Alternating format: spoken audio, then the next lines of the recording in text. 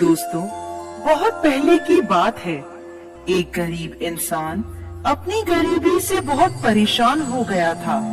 अपनी गरीबी के कारण उसका अपने परिवार का पालन पोषण करना बहुत कठिन हो गया था।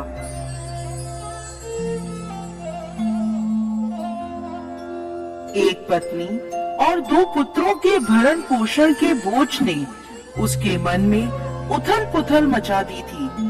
इसी उथल पुथल के चलते उसने घर छोड़कर भाग जाने का निर्णय ले लिया और एक रात वह चुपचाप अपना घर परिवार छोड़कर चला गया।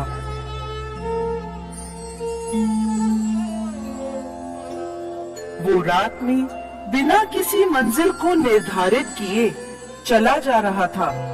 जब वह एक नदी के किनारे पहुंचा तो उसने देखा वहां भगवान बुद्ध अपने शिष्यों के साथ डेरा डाले हुए हैं। ये देख उसने निर्णय लिया कि वो सन्यासी हो जाएगा और भगवान बुद्ध का शिष्य बनकर उनके साथ ही विचरण करेगा। ये निर्णय लेकर वो भगवान बुद्ध के डेरे में जाकर उनके चरणों में गिर गया और उनसे विनती करने लगा कि वो उसे अपना शिष्य बनाकर अपने साथ ही रख ले। भगवान बुद्ध ने उस गरीब इंसान पर कृपा करके उसे अपना शिष्य बना लिया। उसके बाद जब भगवान बुद्ध का काफिला आगे बढ़ा तो वो भी उनके साथ ही चल पड़ा। गर्मी का महीना था। भगवान बुद्ध का काफिला चलता चला जा रहा था। जब वो एक जंगल में पहुँचे तो सभी लोग पेड़ के नीचे विश्राम करने के लिए रुक गए। गर्मी के कारण भगवान बुद्ध को काफी जोरों की प्यास लगी थी। उन्होंने अपने नए शिष्य से कहा, यहाँ पास में सरोवर है, तुम जाकर वहाँ से पानी ले आओ। भगवान बुद्ध का आदेश सुनकर वो सरोवर से पानी लेने चल पड़ा।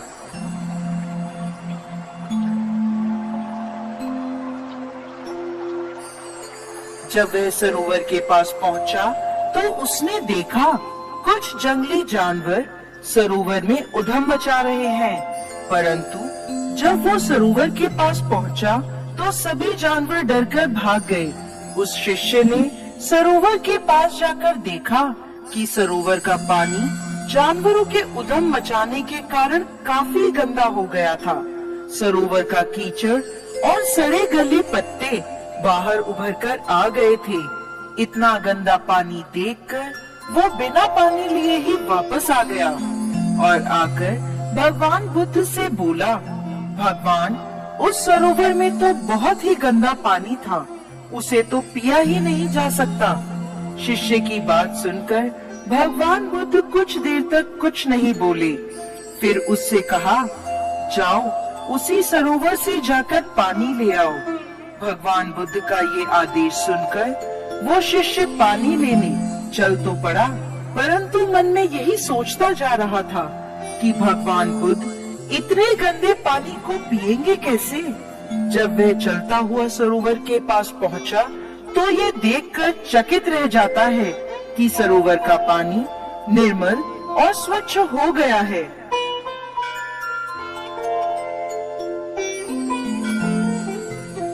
वह पानी लेकर भगवान बुद्ध के पास आता है और उनसे ये प्रश्न करता है कि थोड़ी ही देर में सरोवर का पानी इतना साफ कैसे हो गया। तब भगवान बुद्ध ने उसे समझाते हुए कहा, जब जानवर पानी में उधम मचा रहे थे तब उसका कीचड़ उभर आया था, परंतु कुछ देर शांत रहने पर कीचड़ वापस नीचे बैठ गया और पानी फिर से निर्मल हो गया। इसी प्रकार हमारे मन की भी स्थिति होती है। जीवन की भागदौड़ और कठिनाइयाँ हमारे मन में उथल पुथल पैदा कर देती हैं और तब हम गलत निर्णय लेते हैं। परंतु कोई भी निर्णय लेने से पहले अगर हम अपने चित्त को शांत रखें और धीरज पूर्वक बैठकर सोचें, हमारे मन की वो उथल पुथल भी पानी के कीचड़ की तरह नीचे बैठ जाती है और तब हम जो निर्णय लेते हैं वो हमेशा ही सही होता है। इसलिए बुरे समय में इंसान को कभी भी धीरज नहीं खोना चाहिए।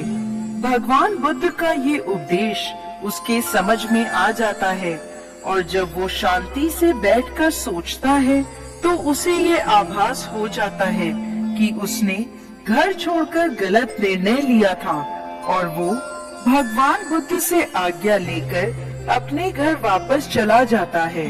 तो दोस्तों, कैसी लगी आपको आज की हमारी ये कहानी? हमें कमेंट बॉक्स में लिखकर जरूर भेजिएगा और साथ ही साथ हमारे इस चैनल को सब्सक्राइब जरूर करें।